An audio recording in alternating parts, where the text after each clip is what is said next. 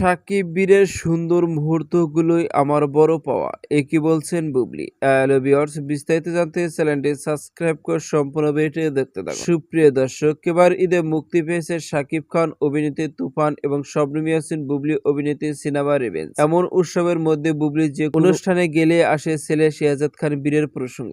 ঈদ উপলক্ষে বাবা শাকিবের কাছ থেকে কি উপহার পেল বীর ও বুবলি, সেটা জানতে চাওয়া হয়েছিল এক ভিডিও সাক্ষাৎকারে। সেই প্রশ্ন উত্তরে শবনম ইয়াসমিন বুবলি বলেন, আমি সব সময় বলি বাবা ছেলের সম্পর্ক সারা জীবনের, সেখানে থেকে উপহার দেওয়া নেওয়া সালামি এগুলো তো থাকেই।